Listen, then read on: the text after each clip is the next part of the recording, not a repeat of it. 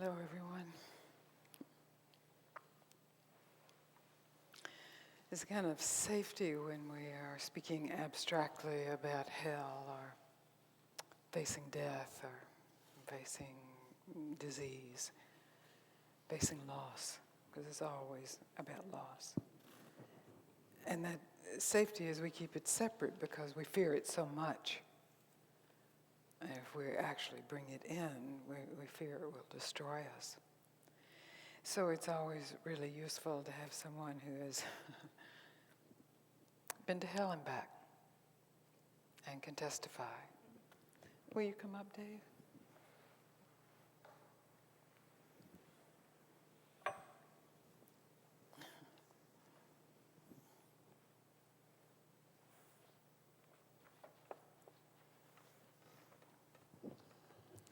Hi. Hi. I'm having some trouble with my voice, so I'll do my best to There's water there too if you need it. convey what's going on. I had a head and neck cancer in 2004 that I got cured from with treatment. And then in 2010, I had a new head and neck cancer. And since June of 2010, I've had 2 reoccurrences from the first surgery. And so I want you to know that, thank you, that the fear of something like that is much bigger than the actual thing. It's So, really important to hear that. the man who spoke last night first and his fears about your health and what it's going to do to you, I understand those fears. But I can tell you that the fear is much bigger than the actual challenge itself. Or it can be. And it seems like a lot of people make it that. So, for whatever reason, and I thank you and other teachers, that I decided right away that I would not have a battle with cancer. It has never been a battle. And I've been very direct in anybody I see that it is not a battle. It's more of a surrender. Now that doesn't mean I don't go to my doctors. I don't seek alternative things. I don't take my medicines. It's a different kind of surrender. Maybe a better word for it is dance. Huh. I have a dance with cancer. And meeting it like that changes the whole thing. You know you're going to get hit. You just hope you don't get hit too hard. Now, my 3rd reoccurrence with this, I'm getting hit kind of hard now. My face, I have a tumor over behind my ear, and I have facial paralysis. I have a paralysis of the vocal cord. That's why my voice is the way it is. And a whole list of other maladies. But that doesn't touch who I am. None of that touches really.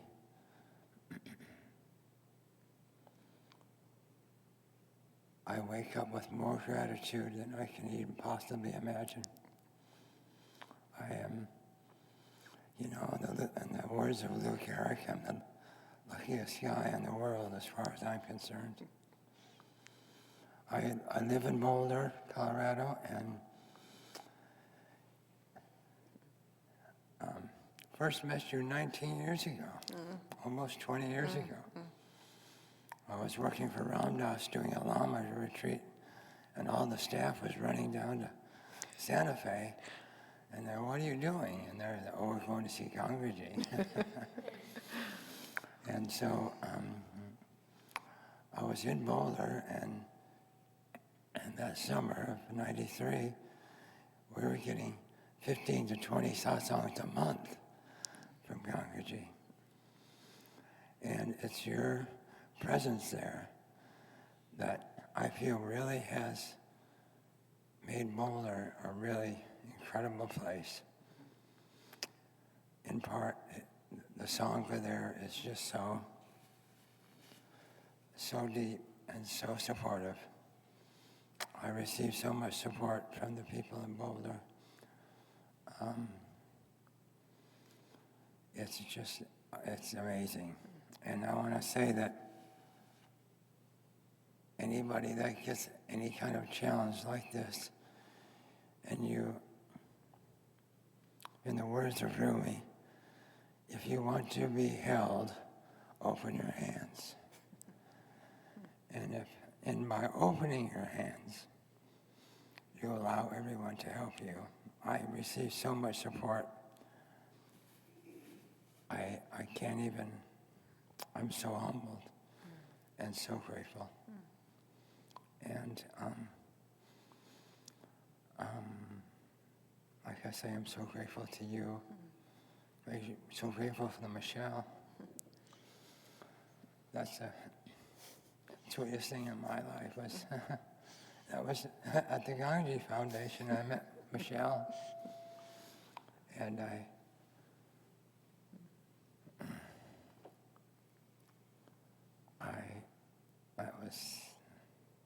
it's just been such a sweet thing for me. And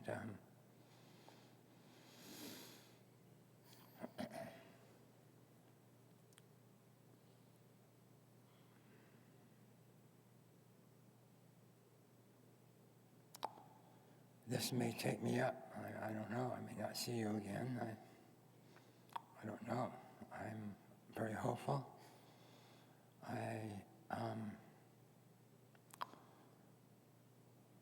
I want to continue on, but I'm so full. It's like I have a cup and I keep pouring water in, and I drink as much as I can. It just keeps flowing over the top. So I keep pouring in. I don't. Blessed life. And then in the end, it's no water, no cup. Just love. And I have received a gift, as all of you have. All of you have received the same gift. And after a lot of shaking it and holding it and wondering what it was, it was time to open it. And I encourage you all to open it, and you'll find that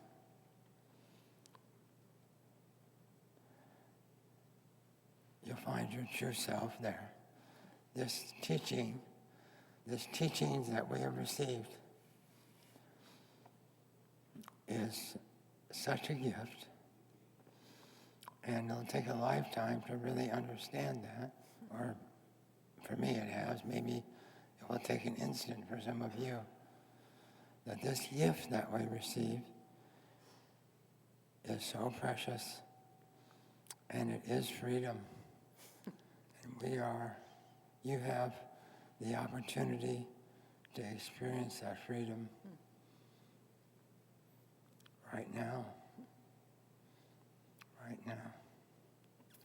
And I hold that gift right here. And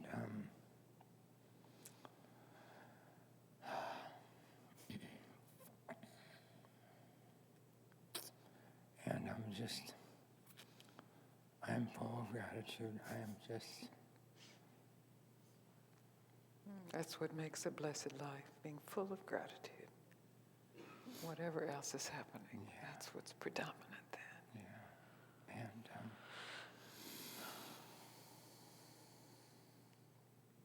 there is strength.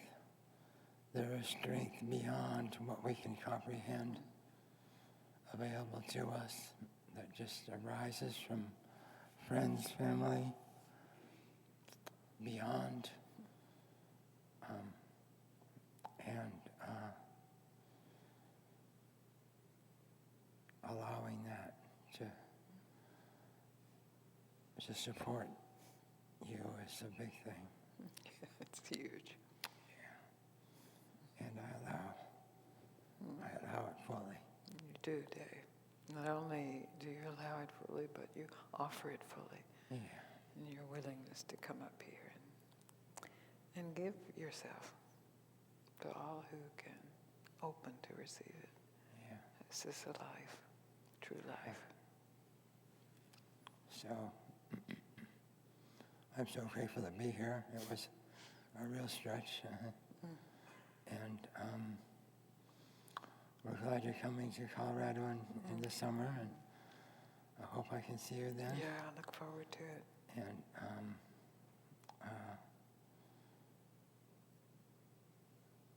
I hope this all continues. I really do. But if it doesn't, I'm totally whole and complete. As many big plans as I have, I don't need to fill another one. I don't need to have another one. I feel so complete. And thank you. I just can't thank you enough. This is the thanks. I used to be I felt like a good-looking guy. Now you're just beautiful. No, I have to rely on my inner beauty. Yeah, that's right. Yeah. Yeah. And this is really my good side.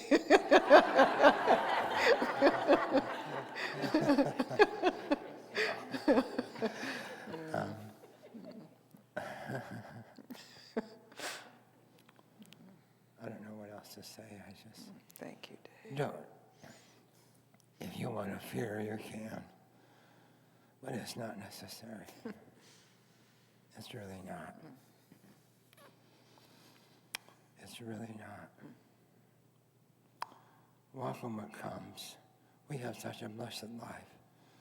This life is so blessed. I don't know how many people are able to hear this message. On a percentage basis, I guess it's pretty small.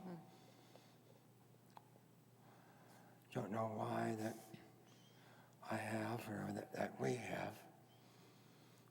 I say, like they said this morning, why not? Why not? Yeah. Thank you. So thank you.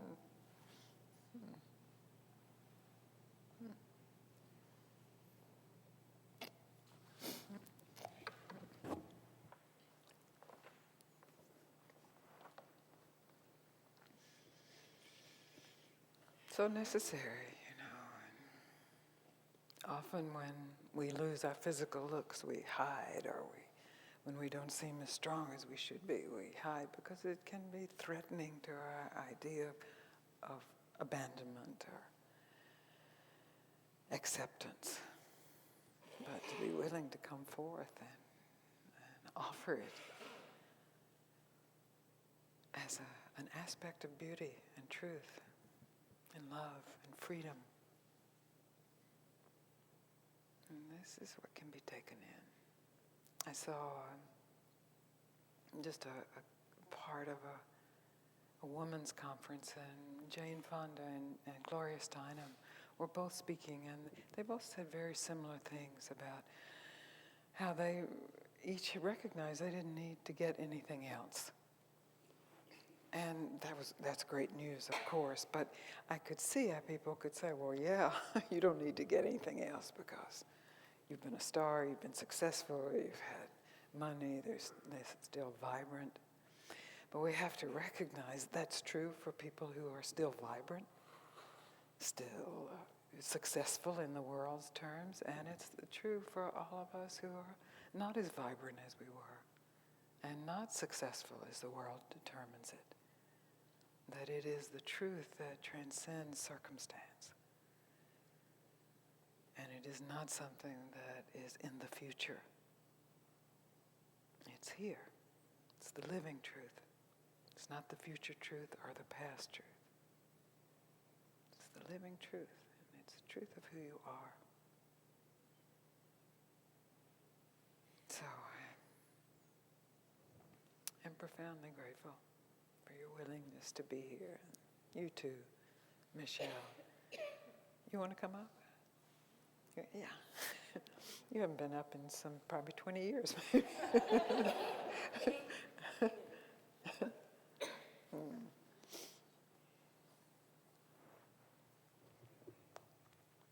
Because I know there was a moment for you when something just surrendered.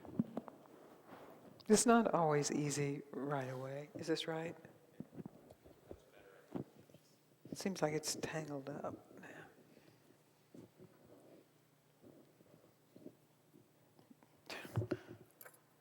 Is there a clip back there? Oh, maybe I could have.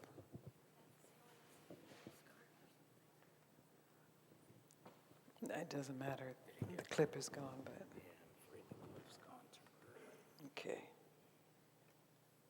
Okay, thanks.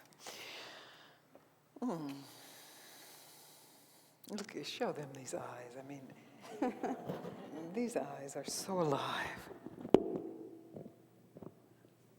Such life, living life in these eyes, and they are connected to this heart. And it doesn't mean that this lifetime has always been a peaceful or easy. Or easy. No, it's not easy. But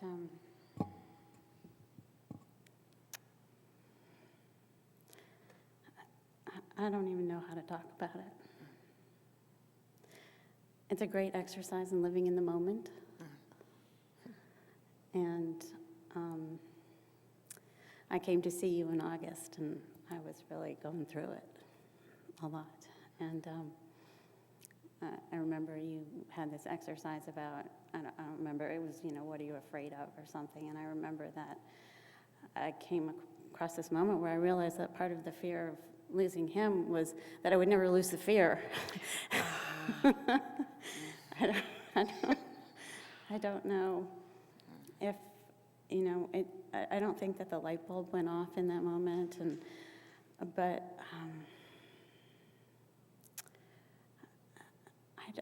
there's just been a huge shift. I don't even know how to talk about it. I just feel like I've been pushed through. And, not that sadness doesn't come up, or grief, or frustration, or, it's more like, oh, I feel bad for him, or whatever. But I'm just amazed at how happy I am most of the time. And, and, like Dave said, and when I'm sharing with him and he says, we're held by so much grace, and, it's like, how can you deny that? How can you deny that? And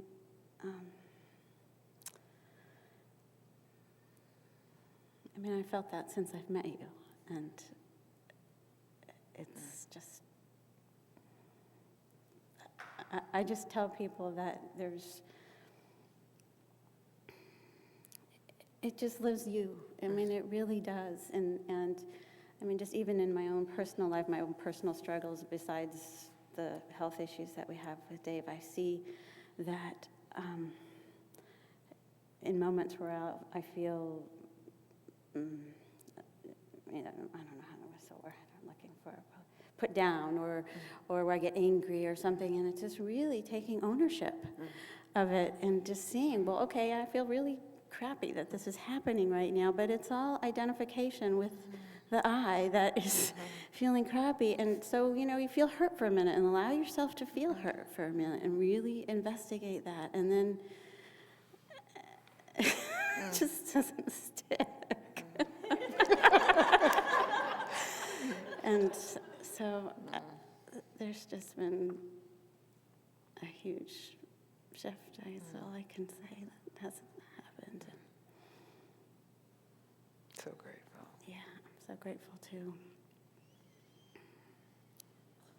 I love you. Thank you. Always, always, Thank you. always. Thank you. Such a yes from you from the first moment. Whatever else comes up, this moment in your life where you say yes. Yes. And then the difficulties or the blessings really are all secondary to that yes. And the difficulties are the blessings. That's it. Thank you. I'm forever yours. Yes, we belong to each other.